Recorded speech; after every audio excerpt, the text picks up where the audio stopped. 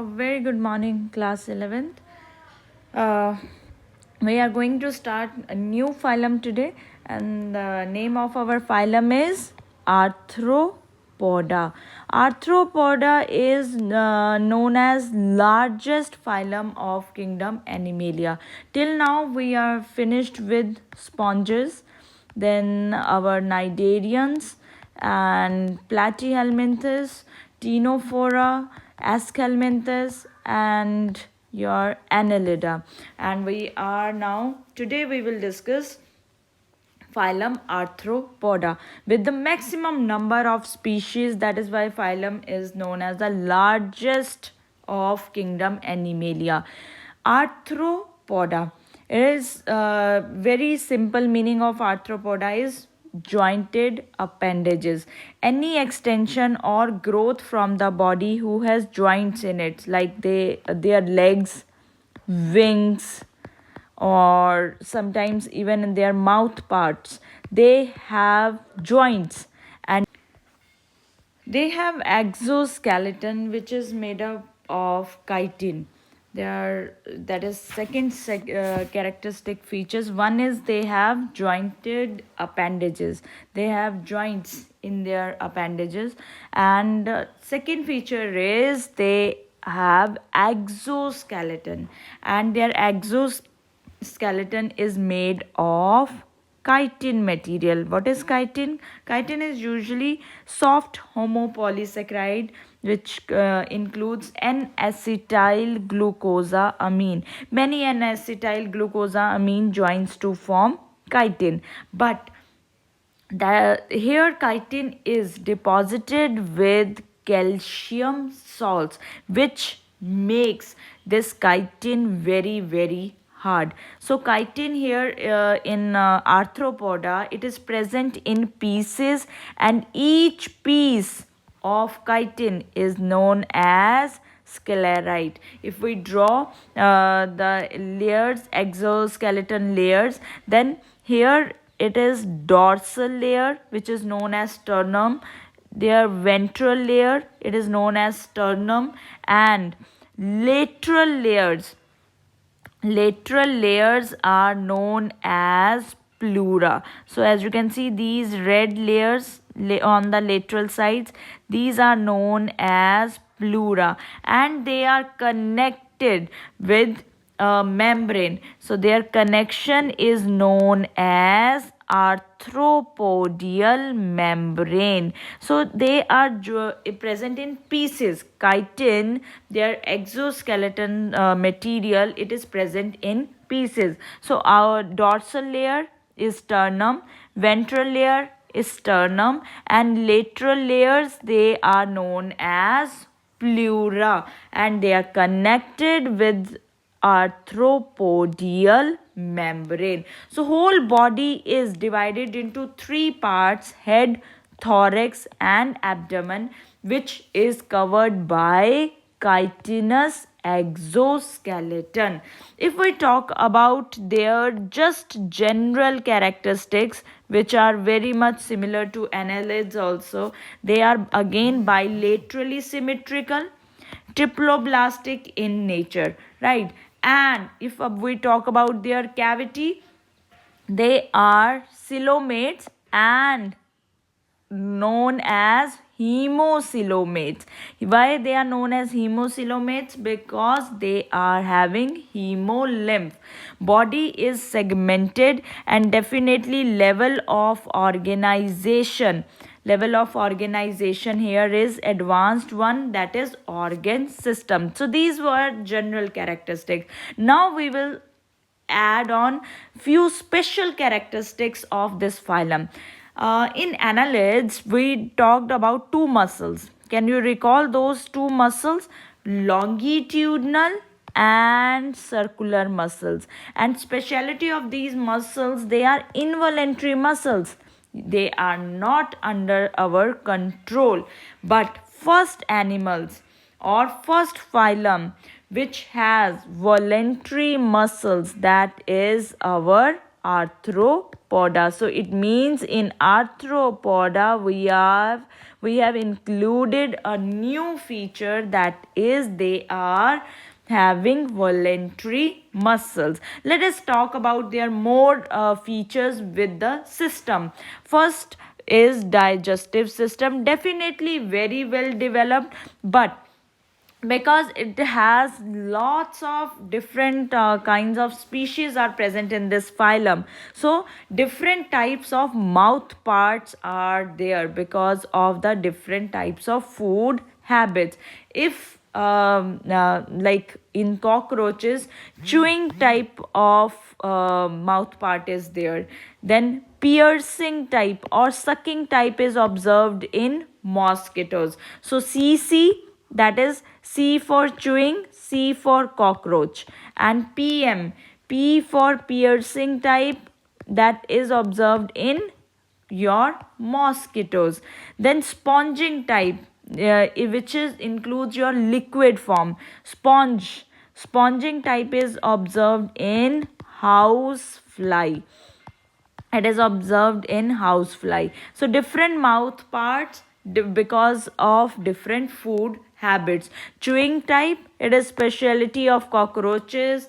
Piercing type is present in mosquitoes, piercing and sucking type. Sponging type, which have capacity to suck digested food, or usually they suck food which is in liquid form, that is observed in your house fly.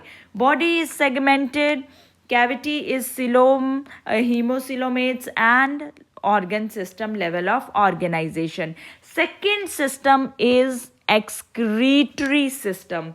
They can be a monotelic or they can be uricotelic. They can release their nitrogenous waste in the form of ammonia also, or in the form of uric acid also, but depending exclusively, that depends on their habitat. If their members, they are aquatic, they will definitely prefer ammonia, right? They are monotelic kind of excretory pattern. If they are terrestrial like cockroaches and insects, then they are uricotelic. Now please mark it with another pen. Another feature, another you can say excretory structure which is present or which is special characteristic of arthropoda, their excretion, they excrete through Malpighian tubules. Excretion takes place through Malpighian tubules. Another structures are also there in few members that we will discuss later on, and but the major one is Malpighian tubules. If we talk about respiratory system, they have different structures for respiration. Main system, that is their tubular system. Tubular system means they have interconnected network of tubes, means many tubes join to form a system which is known as tracheal system or tracheary system. If you observe diagram, as you can see that there are tubes like structures, they are connected with each other, and these tubes, they all form a system which is known as tracheal system. And these tubes opens, these tubes, they are joined with, basically they are open into a place that is known as spiracles, right? They are known as spiracles, spiracles. Their openings is known as spiracles.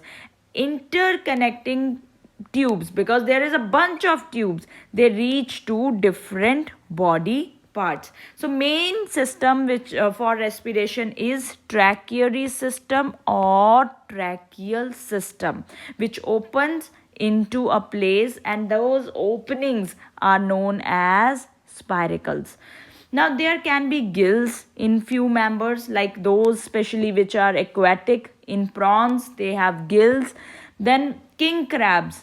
King crab has book gills, and in scorpions are observed, like as if I show you picture of king crab, there is like a cover, like different, or you can say different pages, they have book gills. So book gills, they is that is speciality of crabs, king crabs, and book lungs are observed in scorpion. So respiratory system, it has tracheals, tubes, many tubes, or in few members it can be through gills, or can be through book gills, or can be through book lungs. Circulatory system, it is open type. Now in annelids, though, we talked about closed type of circulatory system, right? So why are we talking about here open type? We should talk about closed type of circulatory system, but actually the thing is, definitely they have blood vessels, they have tubular heart, but this fluid which is flowing through blood vessels, which is known as hemolymph, this fluid comes in open spaces, and these spaces are known as sinuses. It doesn't mean that they don't have heart, they don't have blood vessels. No, as you can see, through heart, now hemolymph is moving through these blood vessels, and finally it opens out into spaces, and these spaces, this whole spaces, they are known as sinuses. And sinuses is a place, it is a where exchange of gases happen, or it is an area in which different organs, they are dipped. So fluid is finally coming into open space, it is not connected with the vessels, or vessels are not connected to each and every organ. That is the reason circulatory system is known as open type. So why it is known as hemolymph? Because it is without any respiratory pigment. It is known as hemolymph. Circulation is definitely through heart, no problem in that, and definitely very few blood vessels are also there, but from heart it goes to blood vessels, and from blood vessels then it opens into a place which is known as sinus. It is an open place in which different organs are dipped, in which different gases, they are exchanged, or different nutrients are exchanged, but this is not connected with the vessel. So open space is known as sinus. Now let's move on to nervous system. Their brain is not very well developed, that is why we say that they have rudimentary brain, under development, undeveloped लिख सकते हो, they are, that is undeveloped. CNS, they have CNS and PNS, brain and nerve cord is there, but usually ganglia and double ventral nerve cord is very clearly visible. If you want to see, as you can see here, this brain, and this is ventral nerve cord, which is connected different ganglion, segmental ganglion, these are connected by ventral nerve cord, right? So they have ganglion, they have ventral nerve cord. Sensory organs are very well developed. They have antenna which recognize different senses, as well as they have simple or compound eyes.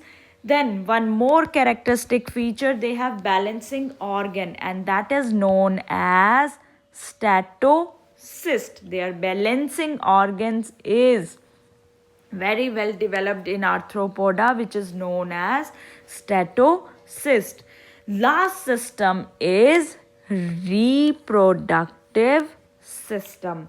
Now, they are unisexual, male cockroach and female cockroach. That is different. So their sexes are separate, they are unisexual. So we will call them as dioecious. They are dioecious because both male and female, they are separate.